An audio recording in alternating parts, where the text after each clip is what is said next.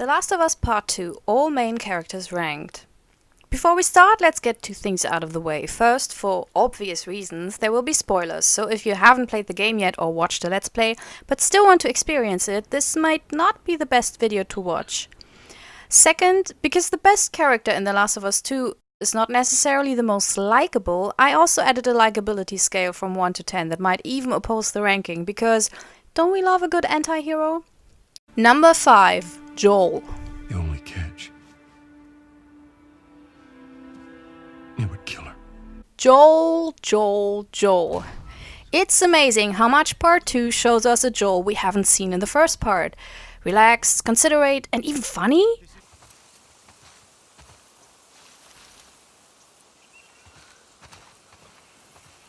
Mind your step.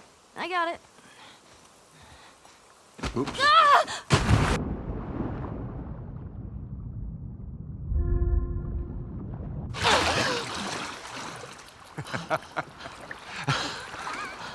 What is wrong with you?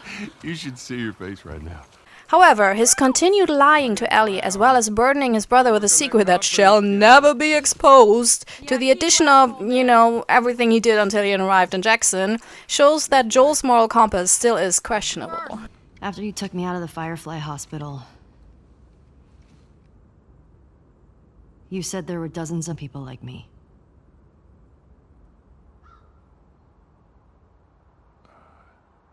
Yeah. That's what they told me. Yes, he helps Abby out, but I wonder whether he would have done so if Tommy hadn't been there. After all, he's not really the trusting kind. Who knows? On a likability scale, he gets a 4 for that beautiful birthday present and that wonderful last conversation with Ellie. Close your eyes. It'll be worth it. Okay.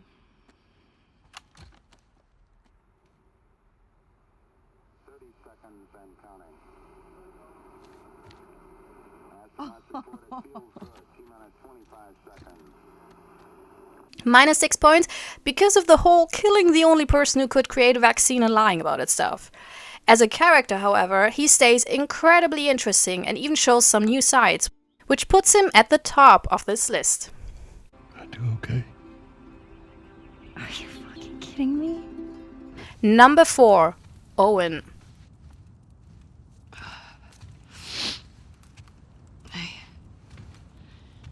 Hey.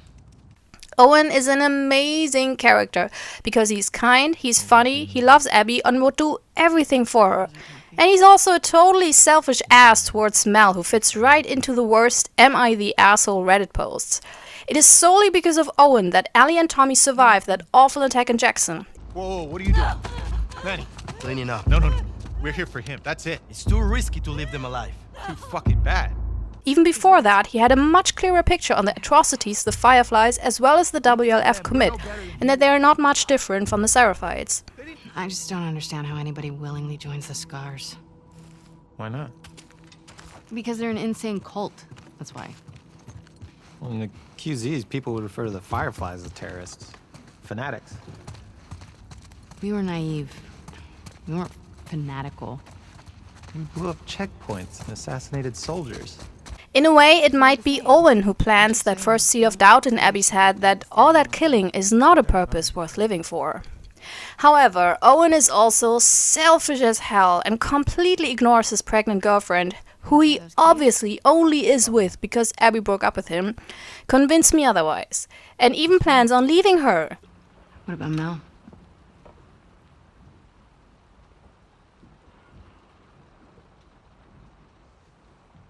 She'll be safe here. Look, I get it, love is love, but just be honest. Tell Mel the truth and let her decide how much she would need your sorry ass during and after the pregnancy. I therefore give Owen a 6 out of 10 on the likability scale. As a character, this makes him deliciously complicated and interesting though, which explains the 4th place. I'm gonna kill you. What? Number 3, Dina. Yo, Dina. Assignments. Just give me a minute. I did not believe that Naughty Dog could create a sidekick character as compelling and likable as Ellie was in the first part, but here we are with our smart, funny, cheeky, confident, beautiful, fierce, and absolutely amazing Dina. What makes Dina such a great character is the subtleties. Yes, she is someone who always seems optimistic and jokes around, but just like Ellie in the first game, she does this also to hide her fears and problems. Given that she killed the first human being when she was 10, she has seen her fair share of horror. How old were you when you first killed someone? We talking infected? No. Fully conscious, non-fungal person. 10? Wow. What happened? Guy was coming at my mom. I stabbed him. Her flirting and joking are a way to gain control in a world that gives very little of it away. And also, she's not just a carbon copy of Ellie. Dina's religion shows that she does reflect on things and has her own healthy ways to deal with the hostile world around her. I said one when we left Jackson. I said one at Joel's grave. Sometimes I just say little ones to myself. Does it help? I think it calms me. Helps me put things in perspective. It's a way to deal with grief. Even more so, it is Dina who tries to protect Ellie from herself later on at the farm, and who's also strong enough to leave out of self-worth. Dina gets a 10 on the likability scale and a solid 3rd place as an amazing character. I love you, Dina. Eat it, shrimps! Hey! Number 2, Ellie.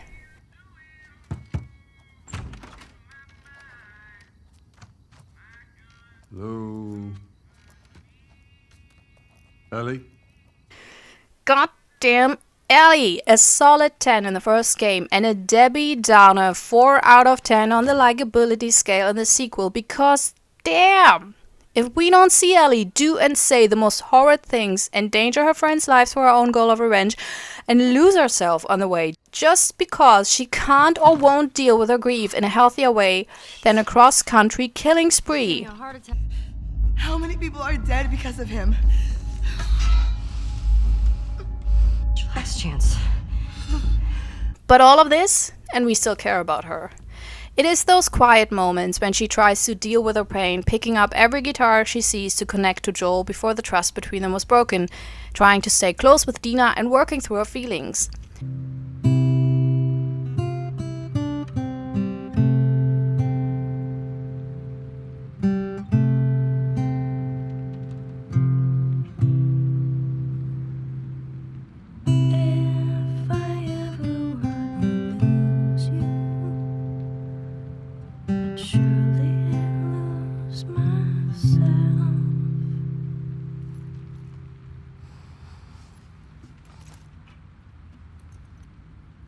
She tries so hard to do the right thing to protect Dina and find Tommy, but fails because she can't admit to herself that Joel is gone and with him any chance of mending their broken relationship.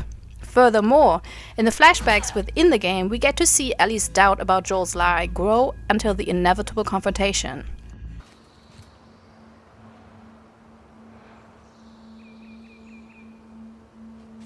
Well, let's get a move on. I want to get a fire going before it gets too dark. Come on.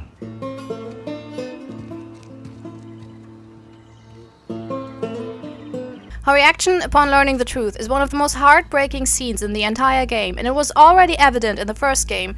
Ellie would have wanted to sacrifice herself to help humanity. Making a vaccine.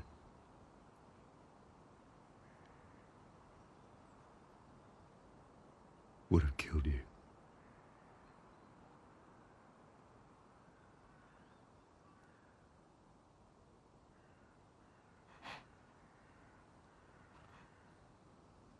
So I stopped them.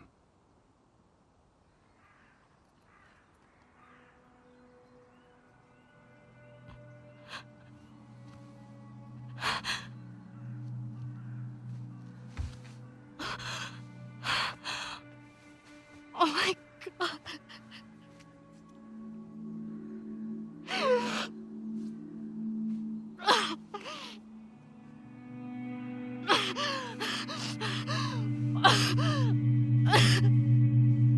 Don't you fucking touch me!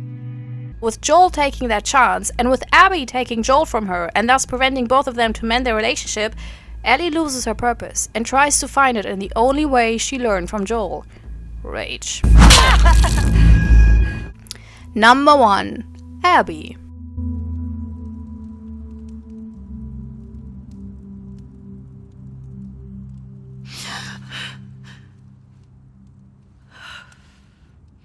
Yeah, I'm so edgy to put Abby over Ellie, but I have my reasons. Ellie is just as amazing as a character as Abby is, but because we see a different stage of Abby's journey, we get to know more of her. Whereas we only see Ellie before Joel's death and shortly after, we can see Abby's whole journey from before her father's death to her revenge and to her coming to terms with what she did, resulting in a sort of redemption arc by protecting Nev and Yara and even risking her own life to do so. Why did you come back for us? Guilt. Of what? You don't owe us anything. I just needed to lighten the load a bit. With that, Abby's journey resembles Joel's even more so than Ellie's journey. Something for another video essay, maybe? We see Abby as smart, ruthless, funny, cruel, courageous, and very vulnerable. Those were your fucking people. You're my people. Even though she would probably never admit it to anyone, Abby wants happiness, but doesn't seem to think she deserves it. First because she hasn't revenged her father yet, and later because she has and learned that it did nothing but cause more hurt. I know. But we can choose to be happy. Happy. We're allowed to be happy.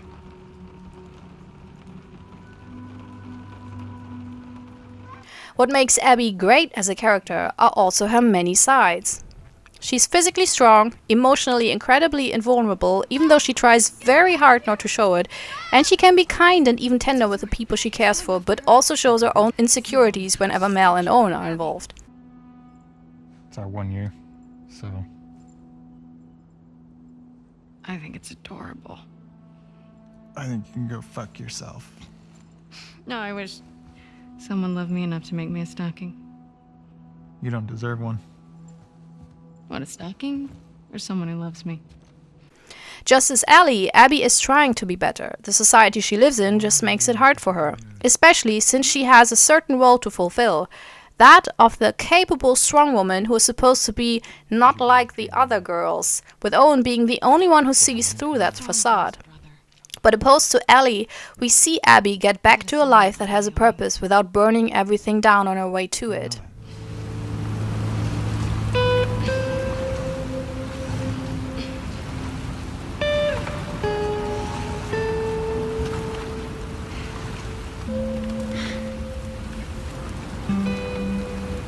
Here.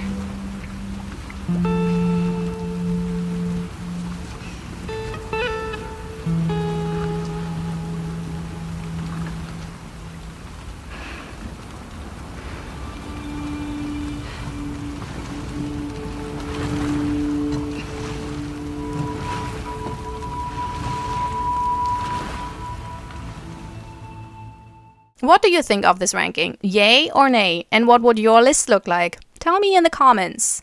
Bye!